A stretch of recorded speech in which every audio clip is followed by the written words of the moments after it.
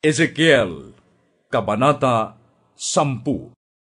Tumingin ako sa ulunan ng mga kirubin, at may nakita akong parang trono na waring-yari sa safiro. Sinabi ni Yahweh sa lalaking nakasuot ng telang lino, "Pumunta ka sa gitna ng mga gulong na umiikot sa ibaba ng kirubin. Dumakot ka ng baga at isabog mo sa buong lungsod." Gayon nga ang ginawa ng lalaking nabanggit. Noon, ang mga kirubin ay nasa gawing timog ng templo, pagpasok ng lalaki sa patio sa loob. Ito'y napuno ng makapal na ulap. Ang kaluwalhatian ni Yahweh ay umalis sa may kirubin at lumipat sa may pagpasok ng templo. Napuno rin ito ng ulap, at ang buong patio'y nagliwanag sa kaluwalhatian ni Yahweh.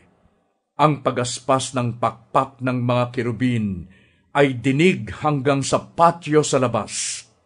Wari'y ugong ng tinig ng makapangyarihang Diyos.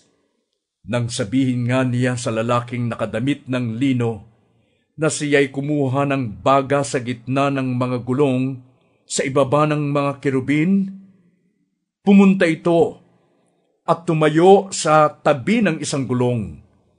Ang isa sa mga kirubin ay dumakot ng baga na nasa kanilang kalagitnaan at ibinigay sa lalaki, at ito'y umalis.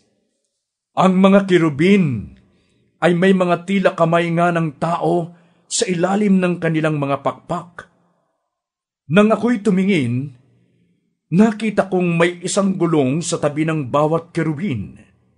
Ang mga gulong ay kumikislap tulad ng topaz.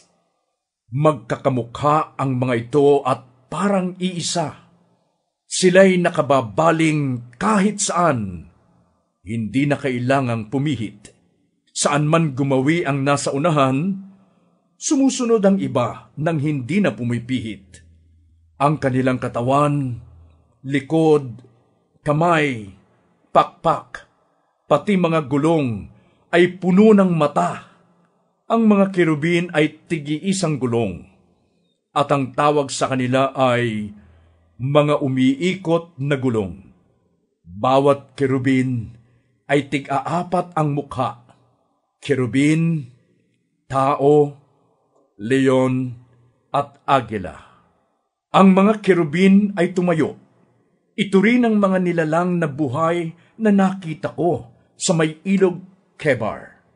Paglakad ng mga ito, lumalakad din ang mga gulong. Pagtaas ng mga ito, tumataas din ang mga gulong. Pagtigil nila, tumitigil din ang mga gulong. Pagtaas noong isa, sunod ang ikalawa, pagkat iisa ang nagpapagalaw sa mga nilalang na buhay at sa mga gulong. Ang kaluwalhatian ni Yahweh ay umalis sa may pagpasok ng templo at nagpunta sa may ulunan ng kirubin. Lumipad ang mga kirubin kasama ang mga gulong at tumigil sa may pintuan ng templo sa gawing silangan. Nasa ulunan pa rin nila ang kaluwalhatian ng Diyos ng Israel. Ang mga ito ay siya ring apat na nilalang na nakita ko sa may ilog Kebar, at nalaman kong sila'y mga kirubin.